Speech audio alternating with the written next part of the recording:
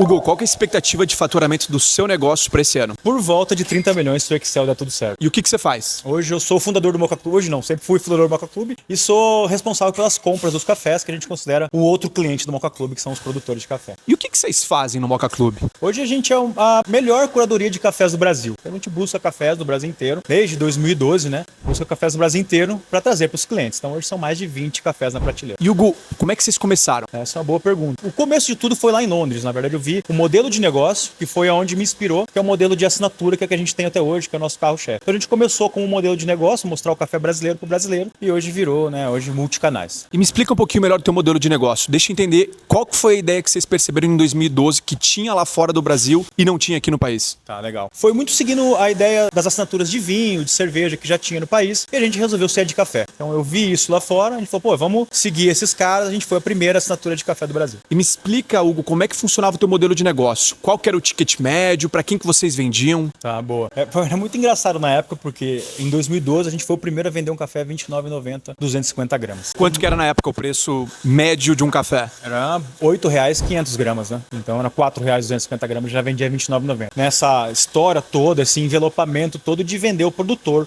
pro brasileiro, e sendo isso verdade, né? E como é que funcionava a assinatura? A assinatura, a gente tinha um site, primeiro que a gente tinha um site que só tinha um botão que era fazer a assinatura. Até por isso que a gente acha que a gente vendia. Mas a assinatura você, né, pagava no cartão de crédito, como se fosse uma revista, e recebia todo mês 250 gramas de café com a história daquele produtor. Então aquele café ele era especial para pessoa que assina até hoje. E outra curiosidade, Hugo, quando que vocês entraram nos mercados? Porque hoje a gente entra em mercado, pô, o Moka tá dominando as prateleiras. Não sei se é no Brasil inteiro, onde vocês estão localizados hoje, mas pelo menos aqui no Paraná vocês estão dominando, né? Vocês se tornaram uma grande referência. Qual que foi o pulo do gato para vocês colocarem o Moka nas prateleiras dos mercados? Legal. Isso sempre foi um sonho, né? A gente nasceu como queria democratizar o café especial. E a gente imaginava que um dia conseguir vender no mercado. A internet era muito mais fácil de passar esse valor, né? Imaginava que um dia ia vender pro mercado. Mas a gente teve uma entrada na sociedade, um novo sócio, que tinha já essa entrada em alguns dos mercados. Foi aí que a gente começou a vender pro primeiro, do primeiro pro segundo, enfim. Legal. Aí foi um boca a boca entre os supermercados. E hoje vocês estão no Brasil inteiro? Hoje a gente está no Brasil inteiro, né? Tanto na internet, tanto no e-commerce, quanto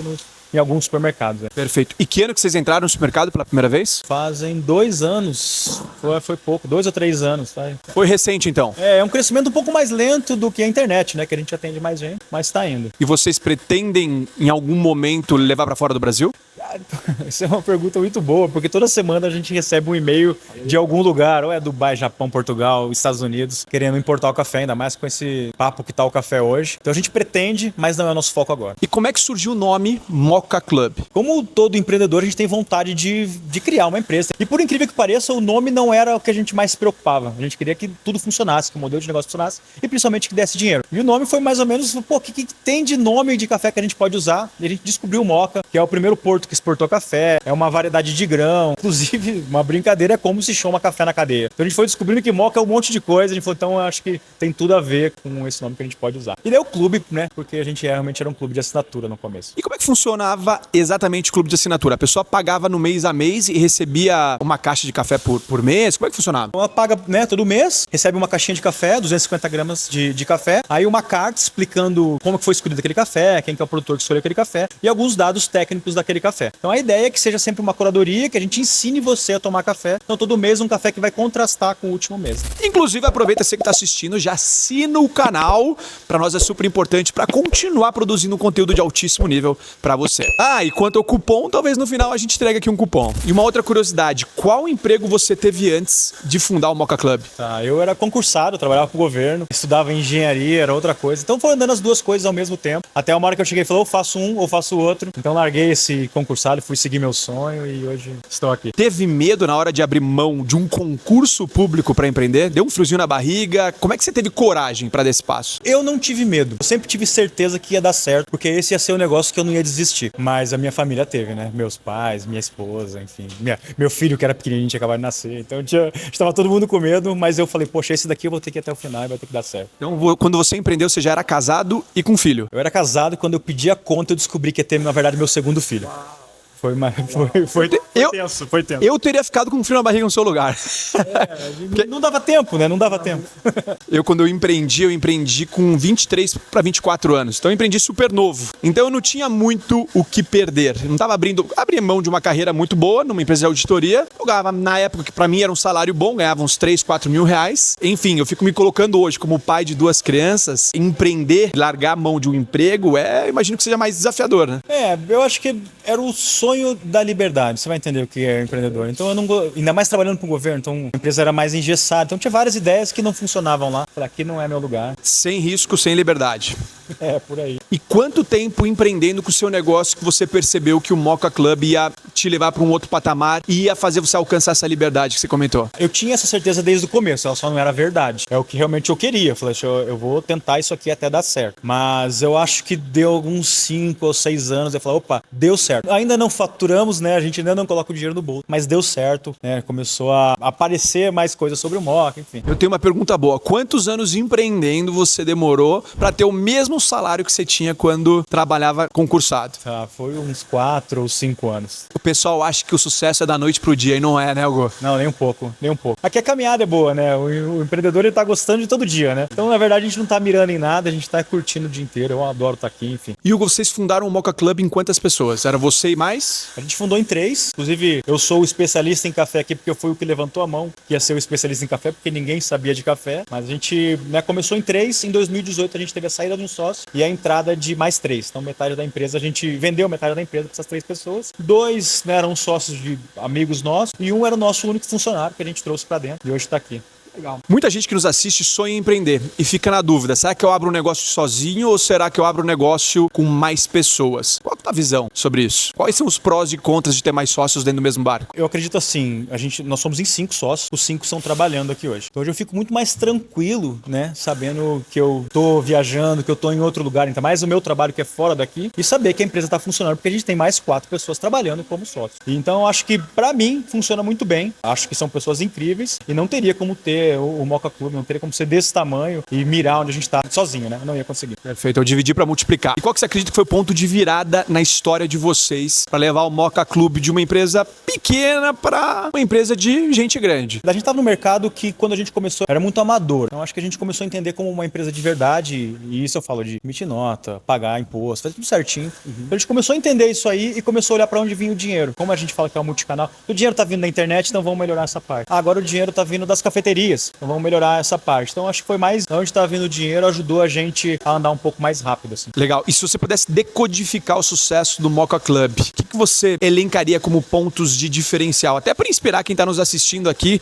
que quer empreender. E a gente sabe que para você empreender, você precisa ter um bom produto, uma boa qualidade, você precisa ter uma boa embalagem, que é o branding, não é o que você vende, mas o que você defende, e bons canais de venda. O que tá por trás do Moka para não ter se tornado uma commodity? Porque o café é uma commodity. A gente vende um pacote de algo que a pessoa não tomou ainda e ela tem que comprar toda aquela marca lá. Então é ser impecável em toda a conexão que a gente tem com o cliente. Então esse é um cuidado. Poxa, como é que a gente tá falando no WhatsApp com ele? Como é que tá escrito a nossa comunicação no site? Como que a caixinha chega é muito importante. Menos sobre o produto, a gente não considera a qualidade um diferencial nosso, mas todo o resto para que a pessoa perceba essa qualidade, né? Perfeito. É um modelo de negócio como diferencial, assinatura. Vocês foram pioneiros. Exato. No segmento de café. A embalagem e o branding do Moka eu acho incrível. Vocês têm Pega ali cheiro maravilhoso, gente. Vocês que estão aí, uma pena que vocês não estão sentindo o cheiro que a gente está sentindo, que é muito bom. O pessoal que está nos acompanhando, quando estão trazendo aqui a embalagem de café, não deixa de assinar aqui o canal, comenta, quero café, que se tiver bastante comentário, quero café, a gente vai deixar um cupom no final. Ó, chegou aqui a embalagem do Moka.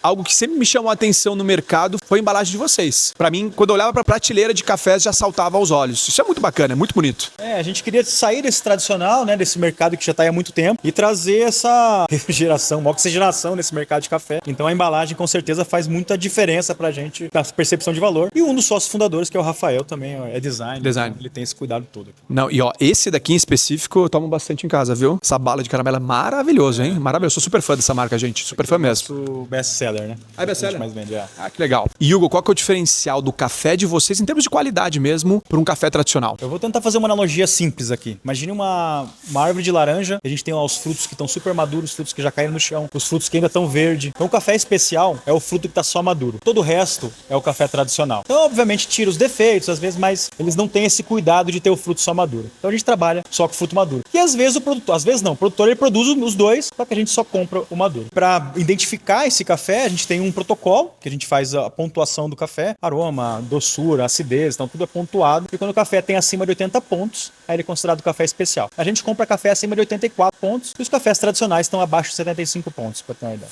Interessante. E aquela história que o café tradicional muitas vezes faz mal para a saúde porque tem sujeira, tem uma mistureba que não é legal. É verdade essa história? É verdade e mentira. Então a gente tem a BIC que controla, né? A gente tem um órgão que controla essas impurezas, mas alguns cafés, talvez no interior, ele não tem esse controle e pode ser que eles adicionem alguma coisa de milho, açaí, pedaço de pau e tal, para mascarar e aumentar o peso desse café. E aí o que eles fazem? Para mascarar, faz uma torra muito escura, moe bem fininho e acaba fazendo mal pra gente. Bem interessante. Qual que é o melhor café que você já teve aqui? Tá, a gente considera que o produtor é um cliente nosso também. Tem amizade com produtores no Brasil inteiro. E a gente teve um ano que um produtor vendeu um café pra gente e esse mesmo café ele participou de um concurso chamado Cup of Excellence, que é o concurso, né, mais conceituado no mundo, e ganhou. E daí eu fui ligar pra ele pra falar, parabéns, tal. Ele falou, pois é, e a saca que você comprou é a mesma saca que você ganhou o concurso. Uau. Então foi um café que foi vendido a R$33 mil uma saca que custava R$800 na época, e a gente conseguiu vender esse café aqui dentro, né? Não pagamos esse preço, fizemos um acordo lá com o produtor, mas tivemos esse café aqui dentro. Que legal, Hugo. E curiosidade, hoje pra quem quer assinar o Moka Club, qual que é o plano? Tem plano oficial, plano secundário? Como é que funciona? Desenvolvendo essa experiência que eu tava te falando, né?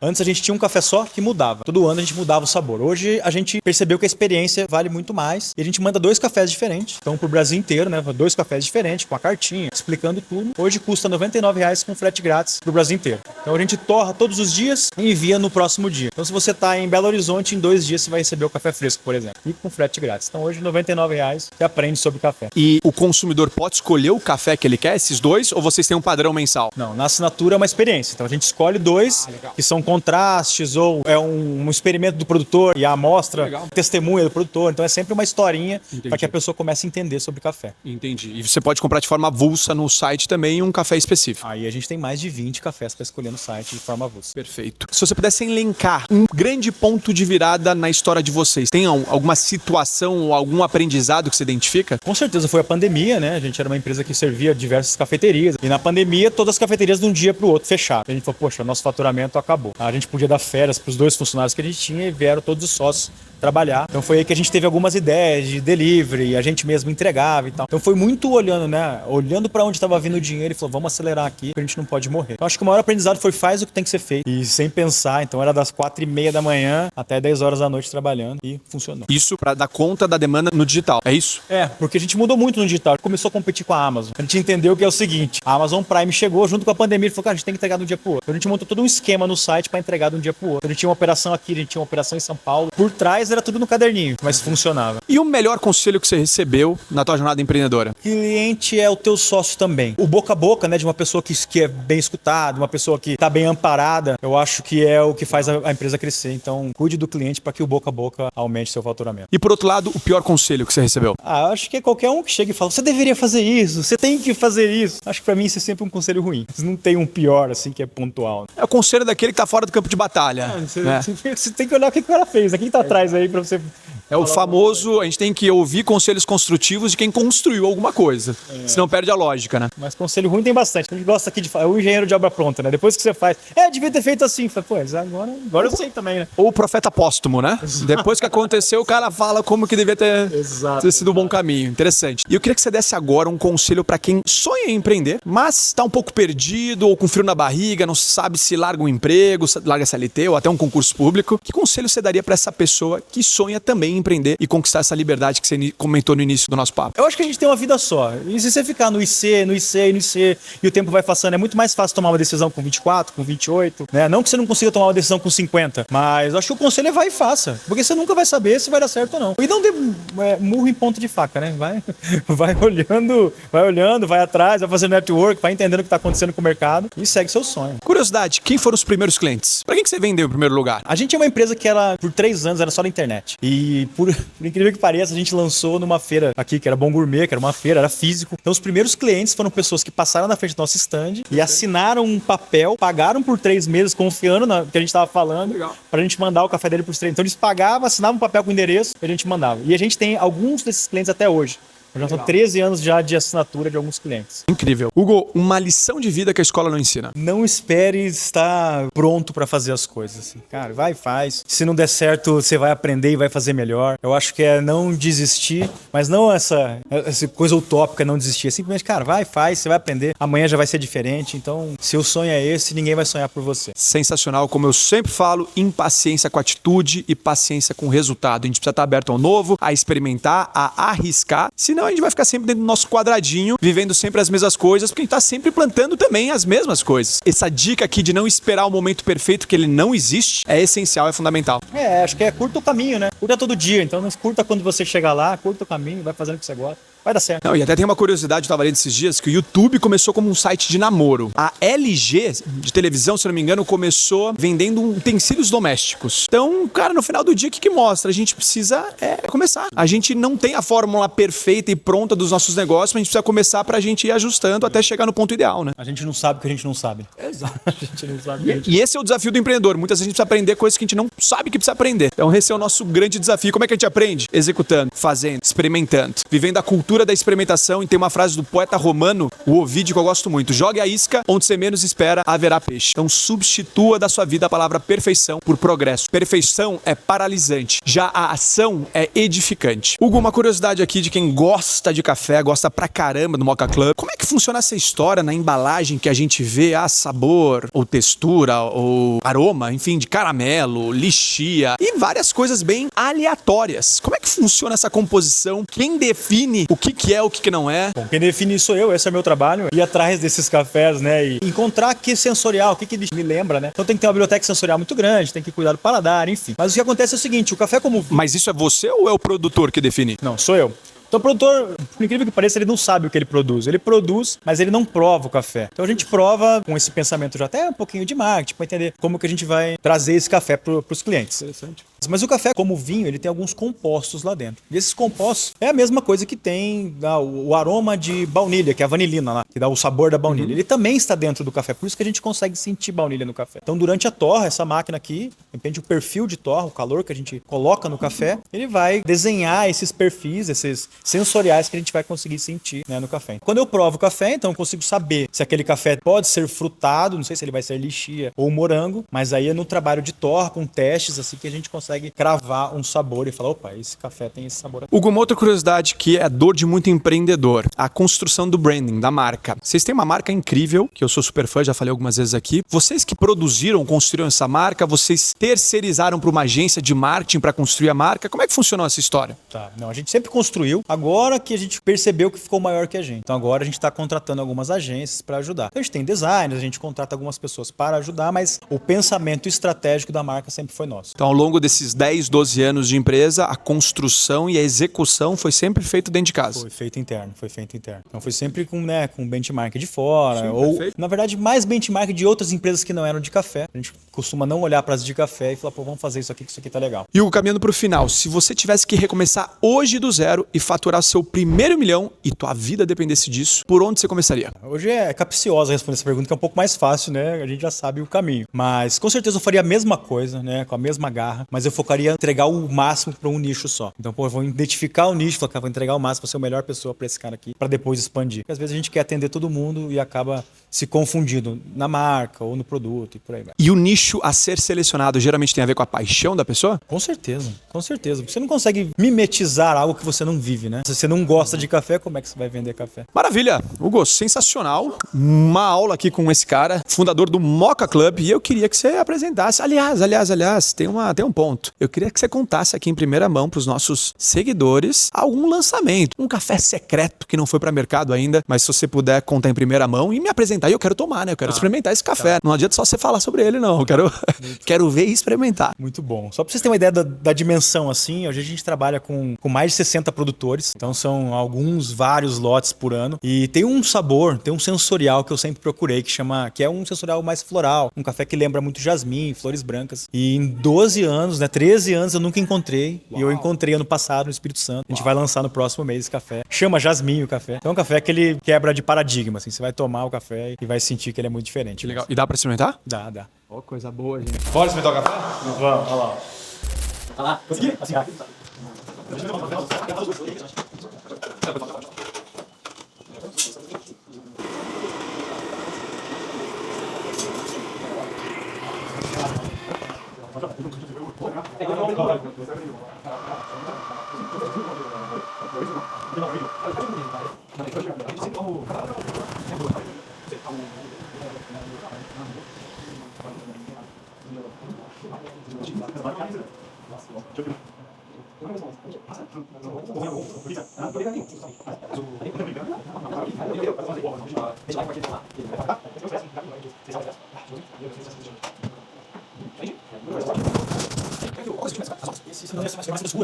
ameixa, aquela ameixa escura, bem muito cremoso, bom, né? Muito bom, maravilhoso. Agora chegamos no momento que todo mundo quer. Aquele cupom de desconto especial para os nossos seguidores aqui. O pessoal que não conhece o Moka, fazer uma primeira aquisição, virar assinante, tem desconto? Desconto é Quero Café. Então quem entrar lá, usar Quero Café, tem 15% de desconto na primeira compra.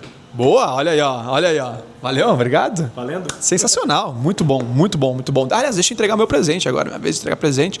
O livro, Ou Vai ou Vou, o livro que a gente lançou no final do ano passado, sucesso absoluto, best-seller, está em todas as livrarias do Brasil.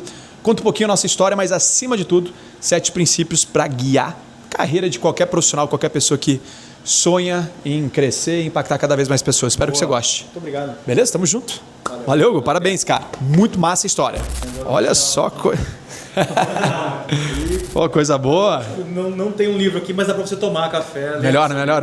Os dois são bons. Café mais o livro aí é a combinação perfeita. Depois você abre lá e dá uma... Pô, obrigado. Valeu, tenho certeza que eu vou gostar lá em casa, gente. É sério, só entra Moka Club, viu?